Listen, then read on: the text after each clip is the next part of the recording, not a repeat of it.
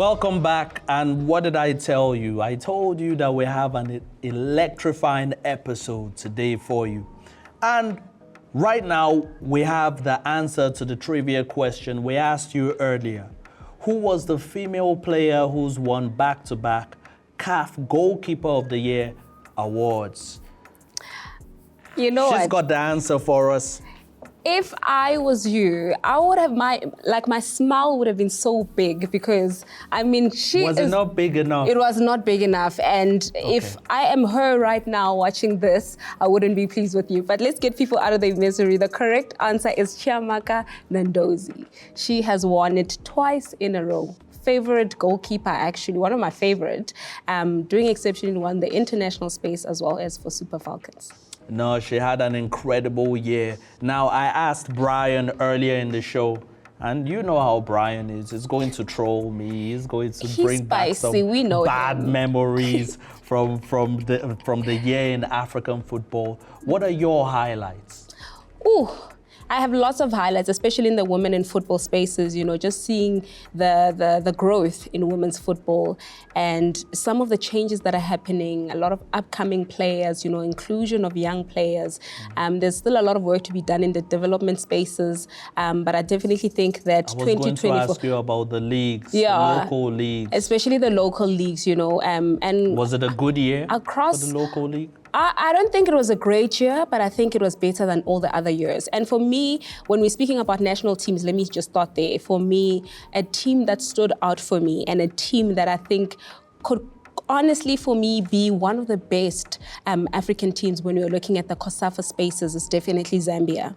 And Zambia is a team that proves that you don't always have to just be dependent on your star key players in order for you to get great results. We've seen, you know, the exclusion of specific good players for a couple of tournaments that have happened throughout the year, but the results have been great results, you know. I mean, looking from all the way from under 17s, you know, winning COSAFA, under 20s winning COSAFA, the senior team winning COSAFA as well. I mean, that speaks volumes, you know, and I like that consistency, and I speak about it all the time when I'm with Itu to say that in order for the teams who are in the senior space to perform very well and put us on the map when it comes to, you know, FIFA World Cup and qualifiers and that kind of thing, we need to be investing in the development spaces. Now, this is a team that we can see that if you had to pick a couple of players from the under 17 squad and the under 20 squad to put them with the seniors, just to give them that little bit of experience, you know, to know what it is to play on an international space.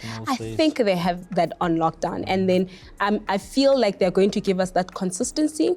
South Africa used to be a team that is basically, it's a given. They are going to win. They've been doing so well if you're looking at the rankings of winning COSAFA. However, Zambia is really giving them a run for their money, and this is the growth that we talk about and that we definitely want to see. So I wanted to ask you about bridging the gap between the men's game and the women's game. How far off do you think the women's game is? Ade, we are very far. And there's a lot of components that play a role. It's not just the financial conversation, you know. I mean, it's just even the culture change, you know, of how women's football is taken seriously, you know. Are they given enough opportunities? Are we given enough tournaments? Are they given, you know, enough investment? Is there enough tools and resources to discover stars from the townships and the villages? So the turnouts to the games in the women's competitions that happened this year. Yeah. Were you happy with them? I was happy. There's growth. Listen, it's still poor. I feel like we all need to be up in the games, especially for the fact that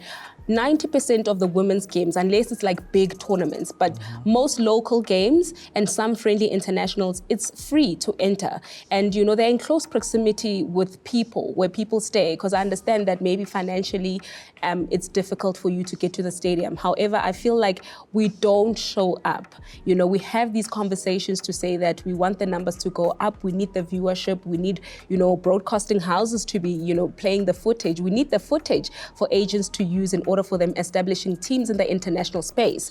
However, if we don't go in numbers and we don't show up for these women, the conversation about the exposure and the elevation of the game is constantly going to remain at the same level. So we need to do better as supporters, as you, as I, to go to these games, support these women, buy the tickets if it's necessary, especially for international games. And I think if you look at the different countries that would host different tournaments, if you go to Senegal, and you go to DRC Congo, you see a different turnout in terms of the numbers at the stadium, and then if you come to SA, the numbers are low. So I think it's different in how we celebrate football, but I think if we all get to that alignment, we'll definitely have a different conversation about women's football. So Auntie Diski, you could say it to the camera. I don't know whichever camera you want to look at. Can you just tell us, just in a sentence, women's football to you this year, what it is, how you would describe it in one sentence, totally? There's a lot of words I can use, but I definitely want to say the performance has really elevated. We used to be looking at scorelines of 20-0, 15-4. It kind of brings a little bit, it doesn't dignify the leagues or the games in that essence, but I think the competitions are getting tougher, the quality is getting a little bit better, that the score lines are now becoming lesser and lesser. We still definitely want to see the goals, but we want to see a little bit of competition. So I think definitely the coaching structures, the technical spaces, the involvement has just been a little bit different, and that's what I celebrate in women's football. And I'm hoping going forward we can see more of this so we can actually enjoy some good quality football, just like we do, when we're watching Chelsea and Man City. All right, unbelievable words from the bride to be there, Auntie Diski. And what a year of football has been. Year 2024 has been filled with so many moments. Like I said in the intro, I just can't seem to put them in words. And I know that 2025 is going to be a more exciting year as far as African football is concerned. To all the football lovers across the continent, we love you so much and thanks for your support this year. We'll be back in 2025.